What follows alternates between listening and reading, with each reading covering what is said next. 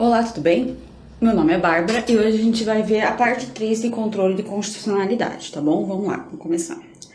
Nessa parte 3 a gente vai começar com a DPF, que é uma ação do controle de constitucionalidade que se chama arguição de descumprimento de preceito fundamental, tá?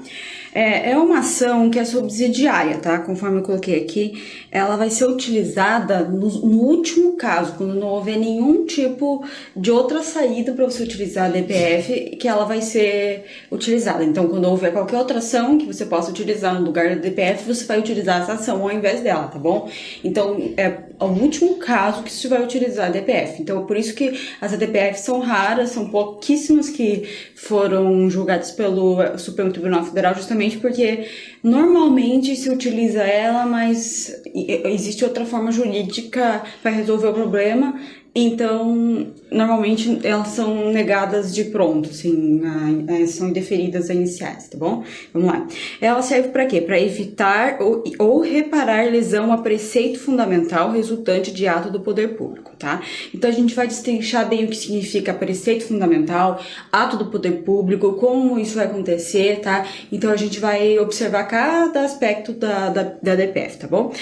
Primeiro, a gente tem que ver, ó, ele é previsto no artigo 102, parágrafo 1º da Constituição, e ele foi introduzido, ele não nasceu com a Constituição, ele foi introduzido pela Emenda Constitucional 3 de 1993, tá? Então ele não é do Constituinte originário, ele veio depois. E a Lei 9.882, ela regulamenta como que vai se proceder a DPF, tá? Vamos lá. O que é preceito fundamental, então? O que vai acontecer, o que deve ser lesionado para você poder ajuizar uma DPF? Não existe um conceito exato de preceito fundamental. Se você observar na Constituição ou na lei que regula a DPF, você não vai ler lá escrito, olha, isso aqui é preceito fundamental, tá? Você vai ter, existe a doutrina e o próprio Supremo Tribunal Federal foram, ao longo do tempo, determinando o que é o que não é preceito fundamental, tá? Então eu coloquei aqui um resumo, mais ou menos, do que a gente pode considerar o que é preceito fundamental. Então vamos lá. Princípios e normas que contam com primazia dentro do sistema, tá? Então quando você pensar, vamos observar um exemplo de ADPF, você tem que olhar se é um princípio e uma norma que tem primazia dentro do sistema constitucional. Por exemplo, sei lá, dignidade da pessoa humana. Isso é um princípio que tem alta primazia na nossa Constituição. Então, pode ser conceituado como preceito fundamental, tá?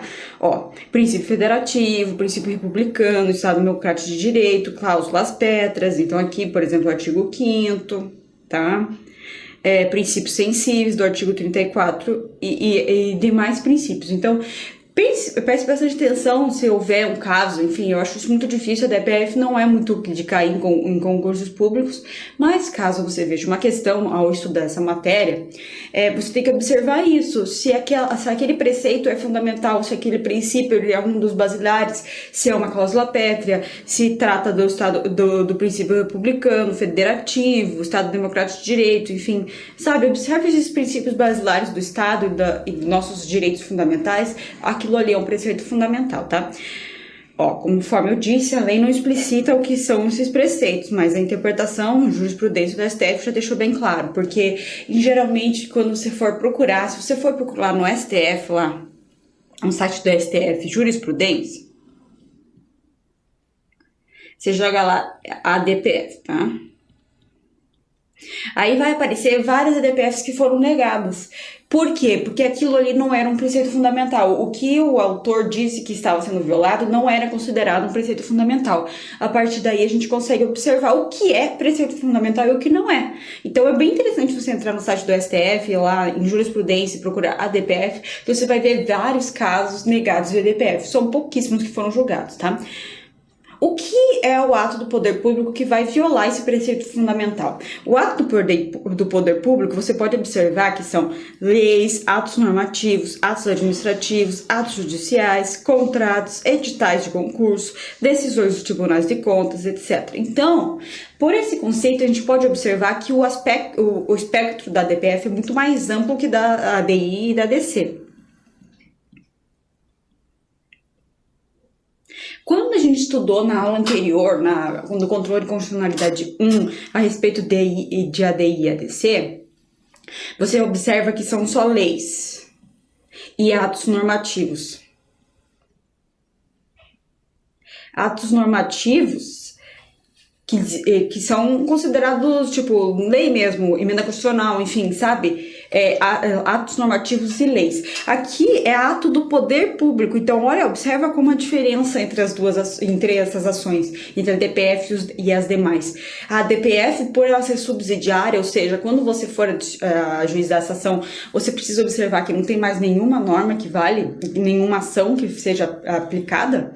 Então, como ela é a última esperança da pessoa que vai ajuizar, ela tem que ter um espectro mais amplo, tá?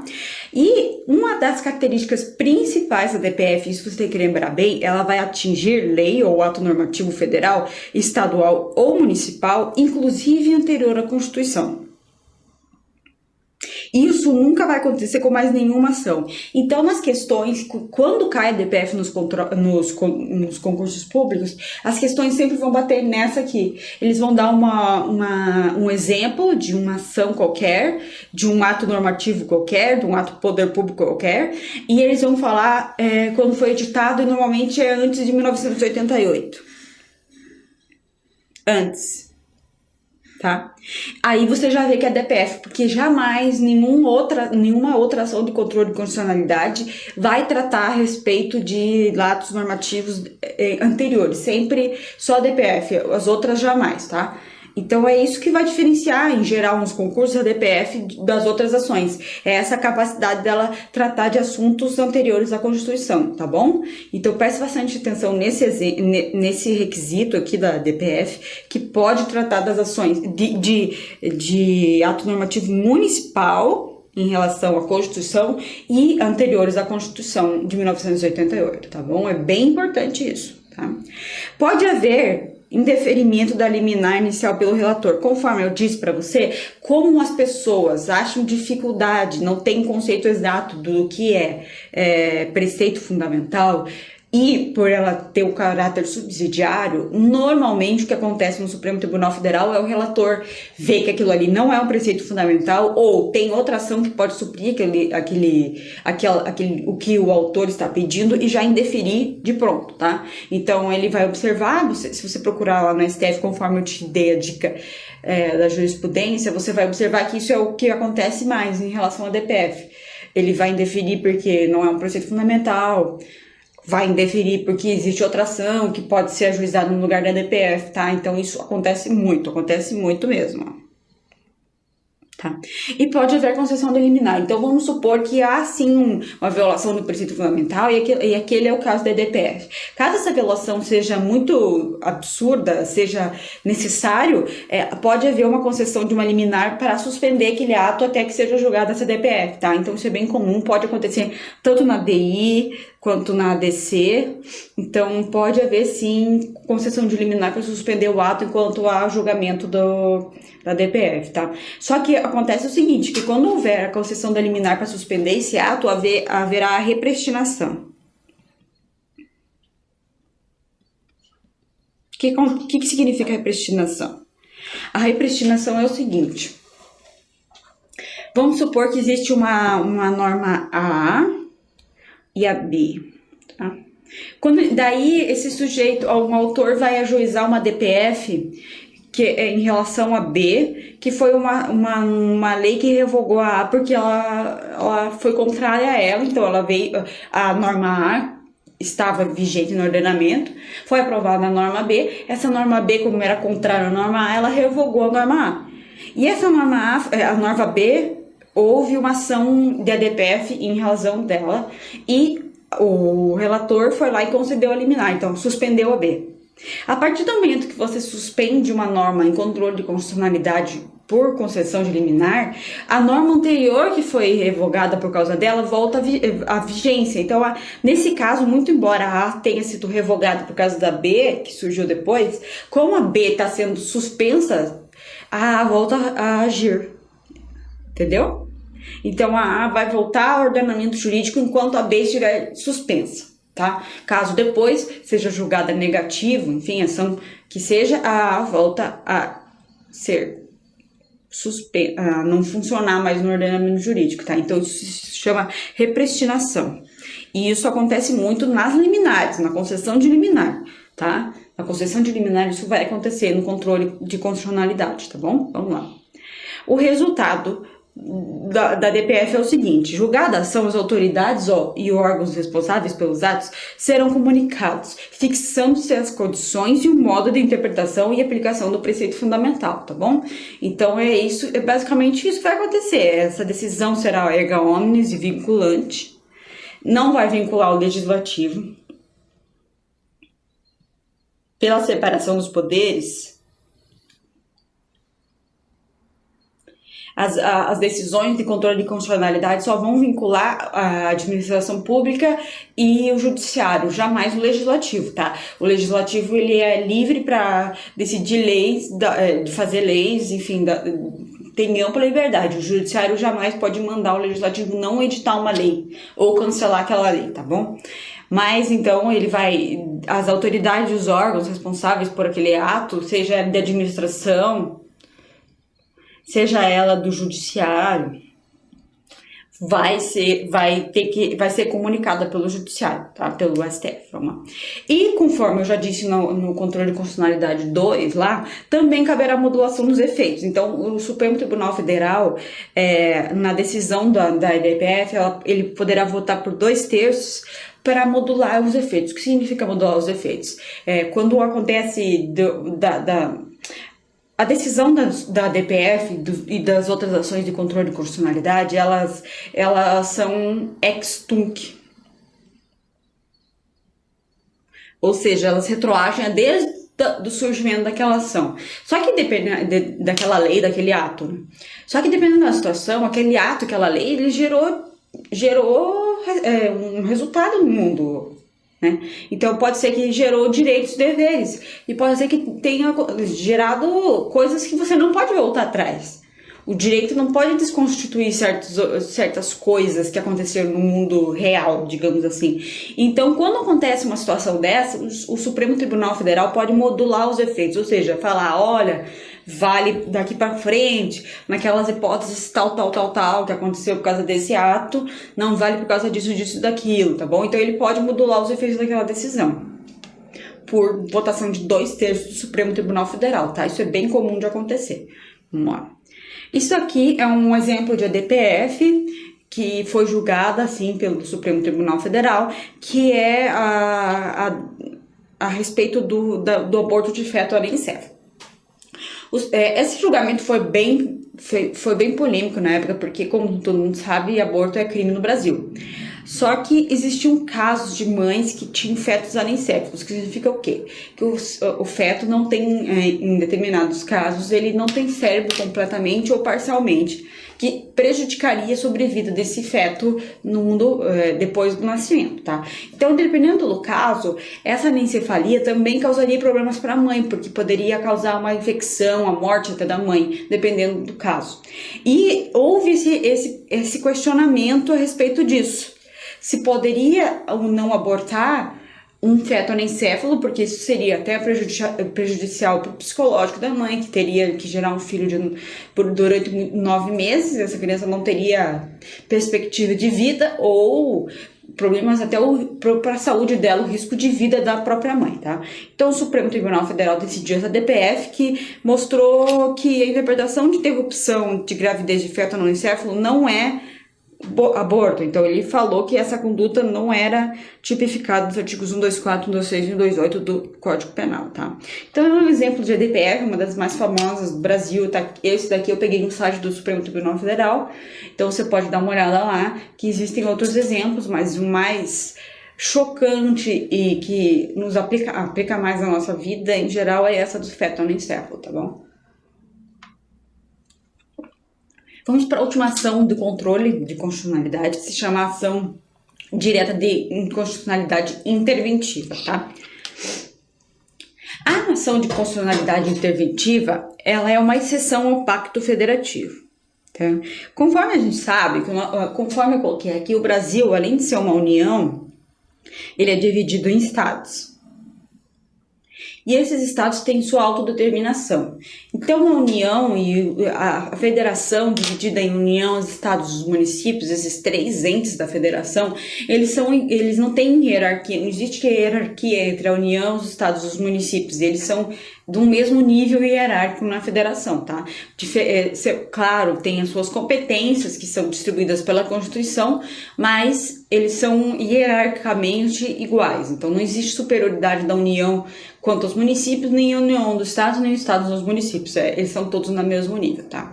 Só que em determinados casos, quando vai acontecer algumas situações taxativas na Constituição, há uma possibilidade de intervenção de um ente federado no outro, da União nos estados e dos estados nos municípios. É isso que a gente vai estudar hoje, tá bom?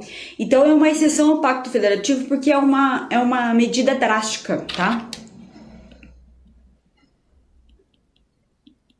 Que deve ser utilizada em casos excepcionais, então não deve ser a regra, deve ser exatamente a exceção que você vai dar uma intervenção, vai ser a exceção sempre, tá? Ela é uma solução de um litígio constitucional que se estabeleceu entre a União, o Estado ou o Estado entre o município, ou seja, não vai existir a intervenção da União nos municípios, vai ser sempre União do Estado, Estado município. A União só vai interferir nos territórios.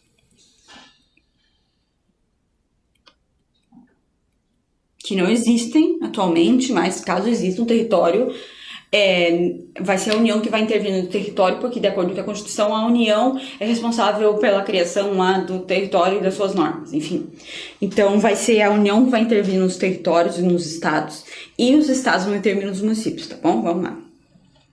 Como funciona a intervenção? A intervenção tem várias hipóteses. Na ação de constitucionalidade por intervenção, ela só vai existir em uma hipótese, que é essa aqui. As demais hipóteses não têm ação, elas são feitas de ofício, como você pode observar aqui. Então, essa intervenção vai ser feita sem ação do Supremo Tribunal Federal, tá bom? Então, as hipóteses de intervenção, importante você saber que são taxativas. Então, como intervenção é uma medida extrema, então as hipóteses devem ser taxativas até para evitar uma forma de acabar com a autonomia dos estados, tipo uma forma de repressão da União para os estados, enfim. Então, são hipóteses taxativas, tá bom? Vamos lá. Pode haver intervenção nos estados, da União nos estados, para manter a integridade nacional, ou seja, imagina se um estado quer sair da federação e formar um país, por exemplo, o Sul quer sair para formar um país separado do Brasil, então pode haver intervenção por causa disso. Uma intervenção para repelir invasão estrangeira ou estado no outro, ou seja, a invasão da Argentina no Paraná, por exemplo, pode haver intervenção para evitar essa invasão, ou de Santa Catarina no Paraná, um estado e no outro, também pode haver intervenção por causa disso. Comprometimento da ordem pública, ou seja, imagina se há uma greve geral num estado e há total caos, as pessoas estão invadindo ruas, matando um outro, enfim, pode haver uma intervenção por causa disso. O livre exercício dos poderes, ou seja, ou o judiciário, legislativo, ou até o próprio executivo não estão tendo livre exercício dos poderes, então também vai haver intervenção por causa disso. Reorganizar finanças, execução de ordem ou decisão ou judicial ou lei federal, tá? Então, nesses casos aqui, que não estão laranja, esses casos não vai ter ação. Você vai, como eu observei, coloquei aqui, ó, vai ser de ofício. Como que vai acontecer essa intervenção de ofício? Nessas hipóteses aqui, o presidente da República vai editar um decreto interventivo. Esse decreto interventivo tem que colocar o quê? A hipótese da intervenção. Então, vamos imaginar, exemplo, manter a integridade nacional. O Sul quer se separar, então o presidente da República vai editar um decreto interventivo, vai colocar lá, esse decreto está com base no artigo X pela razão de manter a integridade nacional. Esse decreto vai ter o prazo exato de quanto tempo vai durar a intervenção. E esse decreto vai ser posto em prática e em 24 horas o Congresso Nacional vai votar ele. Se o Congresso Nacional manter essa intervenção, essa intervenção vai até o fim do prazo, por exemplo, 30 dias, tá? Caso o Congresso Nacional não mantenha 24 horas essa intervenção vai acabar, tá? Então é isso basicamente que vai acontecer. Existem outros detalhes, mas nessa aula aqui a gente não vai entrar exatamente neles, tá? Nas hipóteses de livre exercício dos poderes e execução de lei ou ordem judicial, ou lei federal, quem vai ter que pedir primeiro pro presidente aqui vai ser o poder que não está tendo livre exercício, ou seja, o poder legislativo, executivo, ou o judiciário, que vai ser o Supremo Tribunal Federal que vai pedir. Aí, a partir do pedido, o presidente vai fazer esse decreto e aí vai para o Congresso, normal. Ou, aqui na decisão ou ordem ou lei federal, vai ser o Supremo Tribunal Federal, nos casos das decisões. No caso da execução de lei federal, vai ser o STJ, o Superior Tribunal de Justiça, que vai ter que fazer essa requisição, ou a lei eleitoral, que vai ser o TSE, que vai fazer essa requisição. Então é a mesma coisa. Vai ter que pedir, o presidente vai fazer, e a partir de que fizer, vai para o Congresso, tá? Agora, quando a gente trata de ação de constitucionalidade por intervenção, a gente vai tratar dessa última hipótese aqui, tá? Que é a hipótese de violação dos princípios constitucionais sensíveis, tá? Como que vai ser essa ação? A gente vai ver agora. Vamos lá. O que acontece na DI interventiva? A lei ou ato normativo, omissão ou ato governamental que contraria os princípios constitucionais sensíveis. Os princípios constitucionais sensíveis eu vou listar no próximo slide, tá? Então, eu vou contar mais ou menos como acontece. Conforme a gente viu antes, nas outras hipóteses de intervenção, o presidente vai fazer esse decreto que vai para o Congresso Nacional. E o Congresso vai votar em 24 horas. Aqui na DI interventiva não existe isso. Por quê? Porque se tratam de princípios constitucionais sensíveis. Então, vai ter um legitimado, que é o Procurador-Geral da República, que vai ajuizar esse pedido no Supremo Tribunal Federal. Ele vai ajuizar a DI interventiva e vai falar o seguinte: olha, tá tendo violação dos princípios constitucionais sensíveis no estado tal. E eu quero que haja uma intervenção federal nesse estado por causa disso. Eu vou demonstrar com as provas, ele vai ter que demonstrar toda a realidade fática daquela ação para que o Supremo Tribunal Federal julgue procedente e haja essa intervenção, tá bom? Vamos lá. O Supremo Tribunal Federal só vai poder fazer essa procedência por maioria absoluta, tá? E ele vai pedir para o presidente suspender o ato que está violando os princípios constitucionais sensíveis. Então, é o seguinte, a DI interventiva, conforme eu errei anteriormente, na verdade a DI interventiva, ela não vai pedir para fazer o decreto de intervenção, ele vai pedir para suspender o ato. Caso não funcione só suspender o ato, aí a gente volta para o procedimento das outras anteriores, do decreto interventivo e para o Congresso Nacional, tá? Então, é uma etapa anterior, vamos supor aqui. É uma etapa anterior do resto das outras intervenções, tá bom? Quais são os princípios constitucionais sensíveis, tá? Os princípios constitucionais sensíveis estão no artigo 34 da Constituição, tá? Então, você vai dar uma olhada lá se você quiser ver na Constituição. Eu listei eles aqui, tá? A forma republicana, sistema representativo, regime democrático, tá? Direitos da pessoa humana, autonomia municipal, prestação de contas da administração pública, direta e indireta, e a aplicação do mínimo exigido para serviços públicos de saúde e ensino, tá? Então, são essas hipóteses de princípios constitucionais sensíveis. Caso aconteça de um Estado estar violando esses princípios, o Procurador-Geral da República vai pedir para o STF, através de uma ação, suspender o ato que esteja fazendo essa violação. Caso não surte nenhum efeito essa suspensão do ato, aí o que acontece? O presidente da República vai poder fazer o decreto e intervir passando lá pelo Congresso Nacional, da mesma forma que as outras anteriores, tá? Agora é o seguinte, por que é só o Procurador-Geral da República que tem essa legitimidade para ajuizar essa DI? O Procurador-Geral da República, ele é o chefe do MP, do Ministério Público total, desde os estados até os municípios, o Ministério Público Federal, a representação total do Ministério Público, ele é o Procurador-Geral da República, tá? E o Ministério Público, se você der uma olhada lá na Constituição, nos artigos 129, 127, ele é responsável pela defesa da ordem jurídica, além de ter as suas respectivas atribuições, ele é responsável por manter a ordem jurídica. Então, nada mais possível e cabível que o Ministério Público seja o único legitimado para defesa dos princípios sensíveis, princípios constitucionais sensíveis, porque o Ministério Público ele não faz parte de nenhum dos poderes, ele é uma espécie de órgão separado dos outros, então ele não faz parte do Legislativo, nem do Executivo, nem do Judiciário, tá? Então ele é independente desses três poderes. Então ele é independente politicamente, então não tem nenhum interesse do Procurador-Geral da República, do Ministério Público, enfim, de intervir por razões políticas. Então é por isso que ele é o único legitimado para fazer a DI interventiva, tá bom? Então vamos recapitular aqui. Existem várias razões para ter uma ação, para ter intervenção. A única que precisa de uma ação prévia é essa dos princípios constitucionais sensíveis.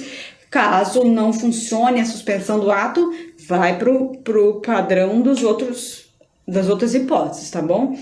É isso aí, vamos lá.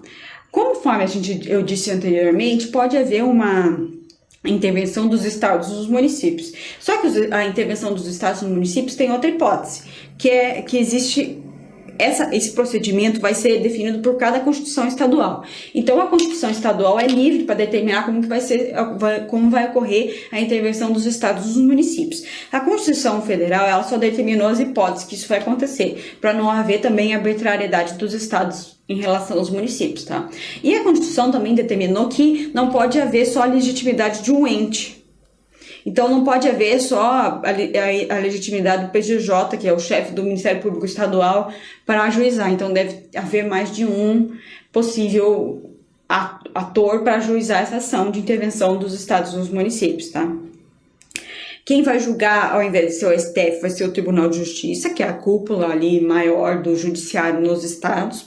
E a intervenção vai ser realizada pelo chefe do Executivo Estadual, que é o governador, no município, através também de um decreto interventivo. Então, não há muita diferença entre a intervenção da União nos estados, só algumas diferenças que você pode observar que praticamente são espelhadas em relação aos estados. Vamos lá. As hipóteses de intervenção nos municípios também são taxativas pela Constituição Federal. Tá? São elas as hipóteses: deixar de ser paga a dívida fundada, não forem prestadas as contas devidas, falta de aplicação de receita devida no ensino e saúde. Então, como você pode observar, tem as mesmas hipóteses em relação à União dos Estados da intervenção dos estados, da União dos Estados. Desculpe, vamos lá. Livre exercício dos poderes, reorganização das finanças e assegurar a observância dos princípios da Constituição Estadual de execução de lei ou decisão judicial, tá? Então, são basicamente as mesmas hipóteses. E também são as mesmas hipóteses do lado aqui, ó. Quando houver uma dívida fundada, pode ser governador de ofício. Aí vai passar para a Assembleia votar, igualzinho, tá? Não forem prestadas contas devidas, de ofício. Agora, falta de aplicação de receita do ensino na saúde, requisição do Tribunal de Justiça, ó. A mesma hipótese. Requisição dos legitimados, que vai estar lá na Constituição Estadual, conforme a gente disse anteriormente. Livre exercício dos poderes, aqui vai ter que requerimento do poder, igual teve na hipótese anterior. Reorganização das finanças também, de ofício, tá? E requisição pelo interessado da ação aqui é o espelhado da ação ADI, que seria os princípios sensíveis, essa hipótese aqui, que vai ser um dos legitimados, não pode ser só um, tá bom? Então, é essa a diferença entre essa última ação do controle de constitucionalidade em geral. A gente tem a interventiva, ela é bastante cobrada, os princípios sensíveis, então você tem que observar bem, tá? E a DPF, preste bem atenção, que é a única hipótese de controle concentrado de atos normativos e atos em gerais anteriores à Constituição, tá bom? É um tema fácil, não cai muito em concursos. Quando cai, são só essas hipóteses, então é fácil de você aprender, tá bom? Muito obrigada, até mais.